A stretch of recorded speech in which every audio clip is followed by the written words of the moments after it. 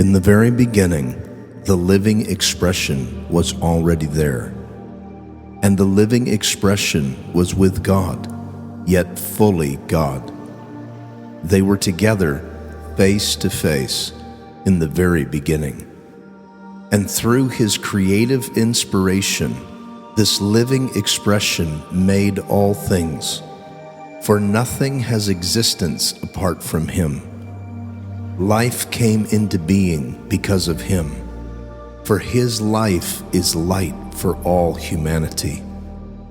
And this living expression is the light that bursts through the gloom, the light that darkness could not diminish. Then suddenly a man appeared who was sent from God, a messenger named John, for he came to be a witness, to point the way to the light of life, and to help everyone believe. John was not that light, but he came to show who is. For he was merely a messenger to speak the truth about the light. For the light of truth was about to come into the world and shine upon everyone. He entered into the very world he created, yet the world was unaware. He came to the very people he created, to those who should have recognized him, but they did not receive him. But those who embraced him and took hold of his name were given authority to become the children of God. He was not born by the joining of human parents, or from natural means, or by a man's desire, but he was born of God. And so the living expression became a man and lived among us, and we gazed upon the splendor of his glory, the glory of the one and only, who came from the Father, overflowing with tender mercy and truth. John taught the truth about him when he announced to the people, "He's the one. Set your hearts on him. I told you he would come after me, even though he ranks far above me, for he existed before I was even born. And now out of his fullness we are fulfilled. And from him we receive grace heaped upon more grace. Moses gave us the law, but Jesus, the Anointed One, unveils truth wrapped in tender mercy. No one has ever gazed upon the fullness of God's splendor except the uniquely beloved Son, who is cherished by the Father and held close to his heart. Now he has unfolded to us the full explanation of who God truly is. There were some of the Jewish leaders who sent an entourage of priests and temple servants from Jerusalem to interrogate John. They asked him, "Who are you?" John answered them directly, saying, "I am not the Messiah." "Then who are you?" they asked. "Are you Elijah?" "No," John replied. So they pressed him further. "Are you the prophet Moses said was coming, the one we're expecting?" "No," he replied. "Then who are you?" they demanded. "We need an answer for those who sent us. Tell us something about yourself, anything." So John answered them, "I am fulfilling Isaiah's prophecy. I am an urgent, thundering voice shouting in the desert, 'Clear the way and prepare your hearts for the coming of the Lord Yahweh.'" Then some members of the religious sect known as the Pharisees questioned John, "Why do you baptize the people, since you admit you're not the Christ, Elijah, or the prophet?" John answered them, "I baptize in this river, but the one who will take my place is to be more honored than I. But even when he stands among you, you will not recognize or embrace him. I am not worthy enough to stoop down in front of him and untie his sandals." This all took place at Bethany, where John was baptizing at the place of the crossing of the Jordan River. The very next day, John saw Jesus coming to him to be baptized. And John cried out, "Look, there he is, God's Lamb.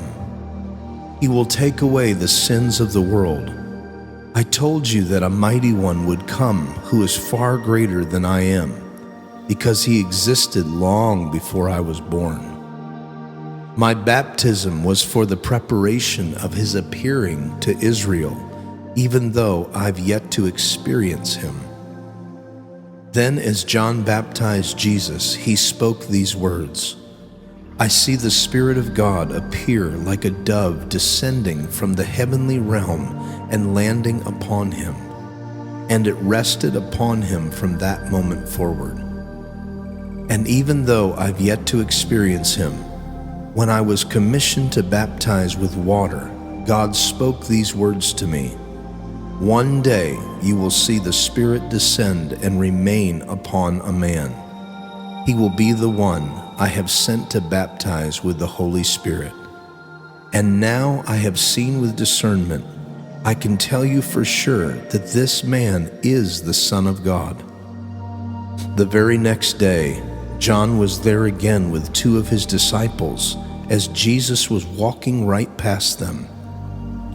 John, gazing upon him, pointed to Jesus and said, 'Look, there's God's Lamb.' And as soon as John's two disciples heard this, they immediately left John and began to follow a short distance behind Jesus. Then Jesus turned around and saw they were following him and asked, 'What do you want?' They responded, 'Rabbi,' which means master, teacher, 'where are you staying?' Jesus answered, 'Come and discover for yourselves.' So they went with him and saw where he was staying. And since it was late in the afternoon, they spent the rest of the day with Jesus. One of the two disciples who heard John's words and began to follow Jesus was a man named Andrew. He went and found his brother, Simon, and told him, 'We have found the Anointed One,' which is translated the Christ. Then Andrew brought Simon to meet him. When Jesus gazed upon Andrew's brother, he prophesied to him, 'You are Simon, and your father's name is John. But from now on you will be called Cephas,' which means Peter the Rock." The next day, Jesus decided to go to the region of Galilee. There he found Philiip and said to him, "Come and follow me." Now Philip, Andrew, and Peter were all from the same village of Bethsaida.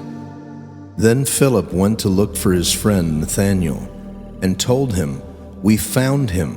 We found the one we've been waiting for. It's Jesus, son of Joseph from Nazareth, the Anointed One. He's the one that Moses and the prophets prophesied would come." Nathaniel sneered, "Nazareth? What good thing could ever come from Nazareth?" Philip answered, "Come and let's find out." When Jesus saw Nathanael approaching, he said, "Now here comes a true son of Israel, an honest man with no hidden motive." Nathanael was stunned and said, "But you've never met me. How do you know anything about me?" Jesus answered, "Nathanael, right before Philip came to you, I saw you sitting under the shade of a fig tree." Nathanael blurted out, "Teacher, you are truly the Son of God and the King of Israel." Jesus answered, "Do you believe simply because I told you I saw you sitting under a fig tree? You will experience even more impressive things than that. I prophesy to you eternal truth. From now on, you all will see an open heaven and gaze upon the Son of Man like a stairway reaching into the sky, with the messengers of God climbing up and down upon him."